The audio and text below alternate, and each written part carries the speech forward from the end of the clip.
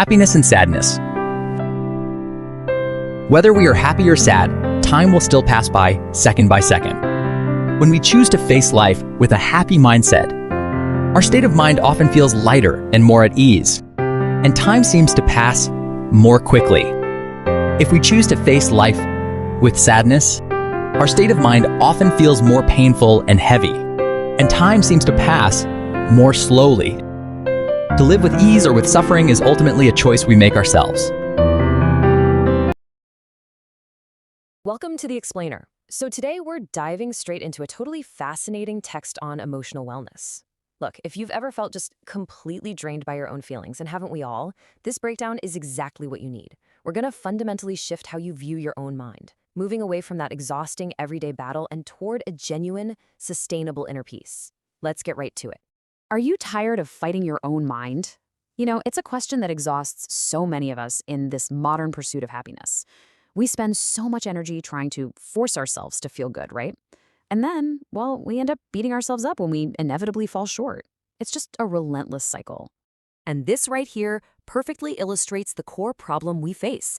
As the source text points out, our sheer exhaustion actually comes directly from this binary tug of war. We pit being happy against being sad, basically treating it like a zero-sum game where one absolutely has to win. But the real solution? It lies in emotional fluidity. It's about changing that combative versus into an accepting and, happy and sad. Section 1, the emotional tug of war. This source text makes a profoundly liberating point here. It emphasizes that viewing our emotions as enemies just creates this system where we constantly feel, well, wrong or broken if we aren't actively happy. But life is not a battle where happiness must win and sadness must be defeated. Instead of fighting those difficult feelings, the text suggests we just need to start treating them as transient data points, just temporary pieces of information passing through our system. Equanimity. The text defines it as the absence of resistance to whatever you're feeling. I love this because it proves that true inner peace isn't about slapping on a fake smile or just ignoring your pain. It's simply dropping your resistance to the present moment. Literally just dropping it. If you're sad, peace is found in simply allowing yourself to be sad, without adding that heavy burden of trying to fight it off. Moving on to Section 2, Becoming the Sky. Treat your emotions like weather patterns and yourself like the sky. I absolutely love this imagery from the source material. Why? Because it gives you immediate permission to stop identifying so closely with every single bad feeling you have. You are not the weather. You're the vast space where the weather simply happens. Think about it like this. Let's say you fail a major project at work. The old mindset tells you that you are a failure. But with this new perspective, you aren't the thunderstorm of sadness. You simply acknowledge the dark cloud passing through right now, while maintaining your core of peace as the vast, totally unbothered scat. All right, Section 3, Dropping the Peak Addiction. So why do we crash so hard after a great adrenaline-filled weekend? It's an incredibly relatable feeling, isn't it? Coming back to reality on a Monday and feeling utterly depleted, maybe even a little empty, just because you aren't on that roller coaster of excitement anymore. The source makes a fascinating argument here. Our inner peace is constantly disrupted by this relentless chase for high peak happiness.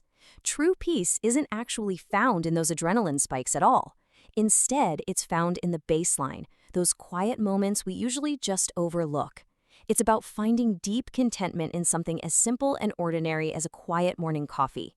Actually embracing that silence is exactly what prevents that awful emotional crash that inevitably follows artificial highs. Section 4, the contrast principle. Now, this is probably one of the most moving shifts in the entire source text. Instead of seeing a period of grief or sadness as a foe, which, as we know, just creates endless internal conflict, the text suggests reframing it as a beautiful tribute. Think about that. The depth of your sadness is actually a testament to your profound capacity to love and care. When you view it as a tribute, you instantly remove the friction and the resistance. You cannot appreciate the warmth of the sun without knowing the chill of the shade. This short phrase perfectly encapsulates why sadness is so absolutely vital. It's not a glitch in your system, it's a necessary tool used to define the very boundaries of your joy. You literally need the contrast of the chill to truly feel and appreciate the warmth when it comes back. Let's look at how this plays out in real time. Say your day is going totally fine, completely neutral at 8 a.m. and noon. But then, bam, you experience a sudden wave of profound sadness or a harsh realization at precisely 3:24 a.m. The source explicitly warns against taking that one highly specific timestamp and letting it infect everything else. Don't label the entire subsequent day as ruined just because of what happened at 3 a.m. Which brings us to the practice of non-attachment to labels. We have got to stop judging entire blocks of our lives as good or bad based on a single passing emotion. By refusing to attach sweeping labels to your time, you recognize that difficult moments are just brief stamps in time that have already passed. That 3 a.m. sadness, it's over. It absolutely doesn't have to define your 9 a.m. Finally, Section 5, Achieving Inner Peace. This really brings together the core journey of our explainer. The old mindset is just exhausting, constantly fighting the weather of our emotions, desperately chasing peak highs, harshly judging our progress. We are shifting entirely away from that fight and fully embracing a grounded, fluid acceptance. Being this guy, finding comfort in our quiet baseline, and simply accepting moments exactly as they come. Okay, so to actually make that shift, the text hands us these 3 exact steps to end the emotional war once and for all. Step 1, observe the emotion without naming it good or bad. Step 2, allow the feeling to exist without trying to fix it immediately. And step 3, return to your present task, or simply your breath. These 3 steps make this entire philosophy incredibly practical and actionable, no matter where you are or what you're feeling right now. As we close out, I want to leave you with a bit of a provocative challenge. Would you be able to maintain this mindset during high-stress situations specifically? Because, hey, it's relatively easy to be the calm sky on a quiet afternoon, right? But I challenge you to consider how this baseline of peace holds up when the pressure is truly on and the storm is just raging around you. Think about how you can drop the rope in your own tug of war today. Thanks for joining me on this explainer.